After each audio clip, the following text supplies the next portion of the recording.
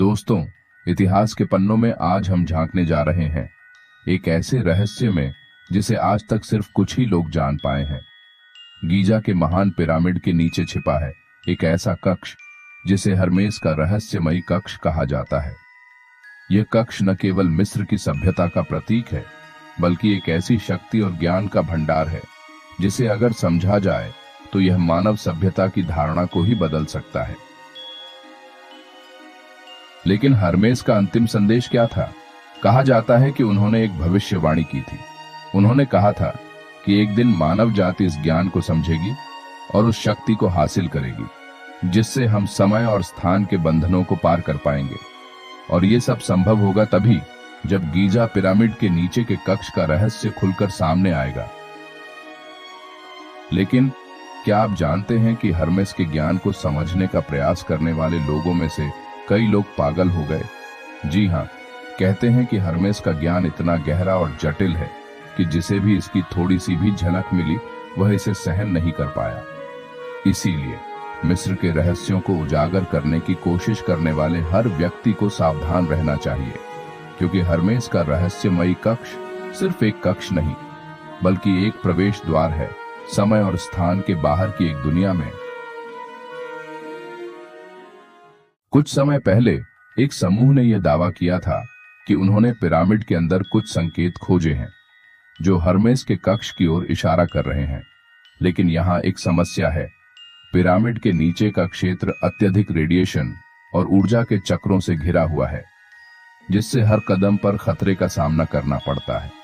कुछ लोगों का मानना है कि यह कोई प्राकृतिक घटना नहीं, बल्कि हर्मेस द्वारा छोड़ा गया सुरक्षा कवच है, ताकि कोई भी अनजान व्यक्ति इस कक्ष तक न पहुंच सके।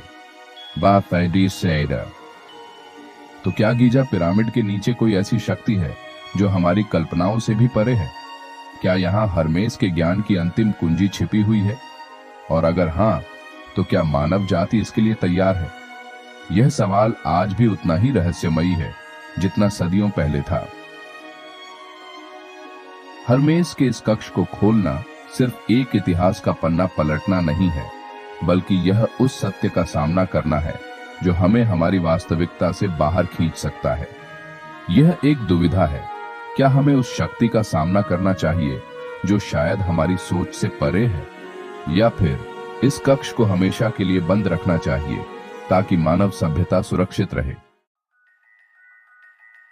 क्योंकि हर्मेस ने अपने अंतिम संदेश में लिखा था, जो ज्ञान यहाँ है वह अमर है, और जो इसे जानना चाहता है उसे अपनी आत्मा और शरीर की तैयारी करनी होगी, क्योंकि इस सत्य का सामना करना आसान नहीं है। तो क्या हम इस सत्य को जानने के लिए तैयार हैं? कुछ विद्वानों का मानना है कि इस कक्ष का दरवाजा खोलने के लिए केवल भौतिक चाबी नहीं चाहिए, बल्कि एक आध्यात्मिक कुंजी भी चाहिए। यह आध्यात्मिक कुंजी केवल उसी के पास होगी जो हर्मेस के विचारों और ज्ञान को पूरी तरह समझ चुका हो। इसके बिना इस कक्ष का दरवाजा कभी नहीं खुलेगा। 1970 में एक और पुरातत्वविद की टीम ने दावा किया कि उन्होंने इस कक्ष के अंदर से अजीबोगरीब ध्वनियां सुनी। ये ध्वनियां किसी मंत्रोच्चारण की तरह लग रही थीं। ऐसा प्रतीत होता था कि कोई वहां से संदेश भेजने की कोशिश कर रहा हो। क्या यह हर्मेस का चेतावनी संदेश था, या फिर यह कक्ष अपने आप में एक जीवित संरचना है जो अपनी सुरक्षा कर रहा था? इतिहासकारों और शोधकर्ताओं का मानना है कि हर्मेस ने इस कक्ष को इसलिए बनाया ताकि मानवता का यह ज्ञान समय की मार से सुरक्षित रहे। यह कक्ष न केवल एक पुस्तकालय है, बल्कि यह एक समय कैप्सूल की तरह है। इसमें न केवल भूतकाल की जानकारी है, बल्कि भविष्य की घटनाओं का भी उल्लेख है। इसे खोलने की कोशिश कई बार की गई, लेकिन हर बार कुछ न कुछ अनहोनी घटित हुई।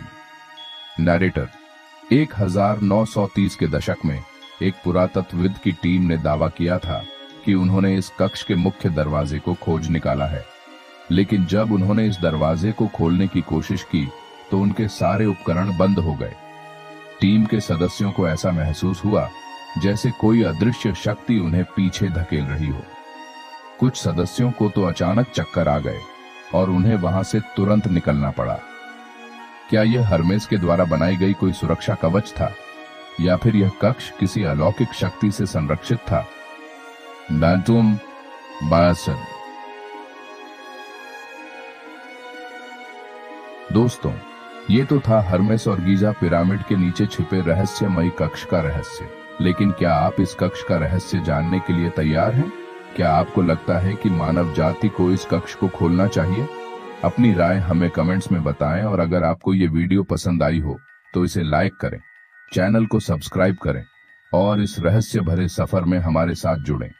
अगली बार हम आपके लिए लेकर आएंगे एक और ऐसा ही रोमांचक रहस्य। तब तक के लिए अलविदा।